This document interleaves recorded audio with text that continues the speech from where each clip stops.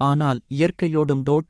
பனிப்பாறைகள் கணிக்க முடியாத அளவிற்கு மாறுகின்றன டோட். மலைப்பகுதிகளில் பனிச்சரிவுகள் உருமுகின்றன மற்றும் பனிக்காற்றுகள் தங்கள் சொந்த வாழ்க்கையுடன் அலறுகின்றன டோட். அவர்கள் சக்தி பள்ளியை நெருங்க நெருங்க வானிலை மிகவும் ஒழுங்கற்றதாகவும் ஆபத்தானதாகவும் மாறும்.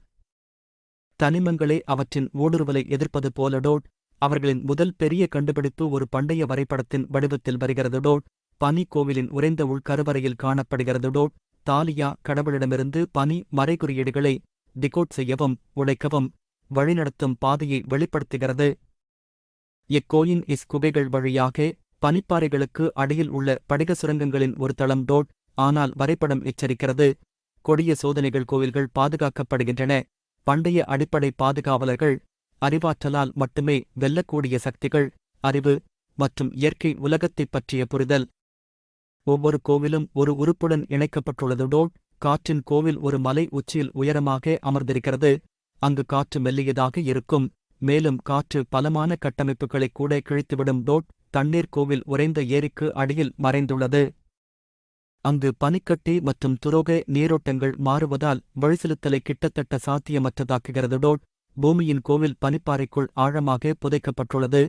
அதன் நுழைவாயில் பாரிய பாறைகள் மற்றும் மாறிவரும் நிலப்பரப்புகளால் மறைக்கப்பட்டுள்ளது. அணியின் பயணம் என்பது நேரம் மற்றும் போட்டியாளர்களுக்கு எதிரான போட்டியாகும் டோட்.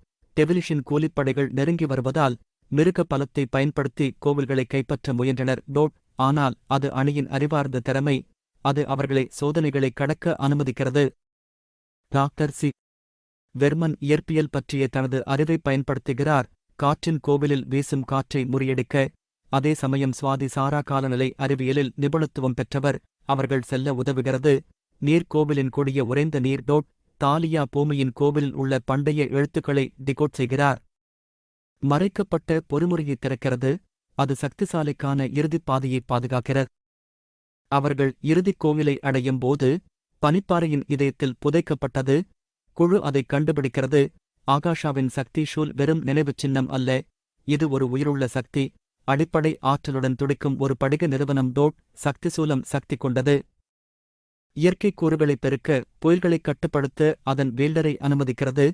பூகம்பங்கள் மற்றும் நீர் மற்றும் காற்று மிகவும் ஓட்டம் டோட். ஆனால் கலைப்பொருள் ஒரு கருவியை விட அதிகம். அது ஞானத்தின் அடிப்படையில் தன் தலைவனைத் தேர்ந்தெடுக்கிறது மற்றும் சமநிலை, பேராசை அல்லது அதிகாரம் அல்ல. உச்சக்கட்ட தருணத்தில் பிசாசும் அவனது கூலிப்படையினரும் கோவிலைத் தாக்குகிறார்கள் டோட். இறுதி மோதலுக்கு வழிவகுக்கும் டோட். டெவில்லிஷ் உறுப்புகளில் ஆதிக்கம் செலுத்த முயல்கிறது. மேலும் உலகத்தை அவனது விருப்பத்திற்கு வளைத்து சுவாதி சாரா மற்றும் அவரது குழுவினர் இயற்கையின் சமநிலையை பாதுகாக்க போராட வேண்டும். சக்திஷூல் மோதலுக்கு எதிர்வினையாற்றுகிறது. உறுப்புகளின் சக்திகளை வரவழைக்கிறது.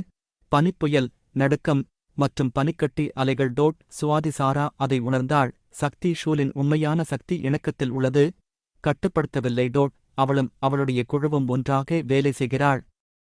நிறுவனத்துடன் தொடர்பு கொள்ள, இயற்கைக்கு மரியாதை காட்டுவது மற்றும் கூறுகள் பற்றிய ஆழமான புரிதல் டோட். சக்தி ஷூல் பதிலளிக்கிறது. டெவிலிஷின் லட்சியத்தை நிராகரிக்கிறது மற்றும் கட்டவிழ்த்து விடுதல். தொழிலதிபரையும் அவரது படைகளையும் விரட்டியடிக்கும் இறுதிப் புயல்.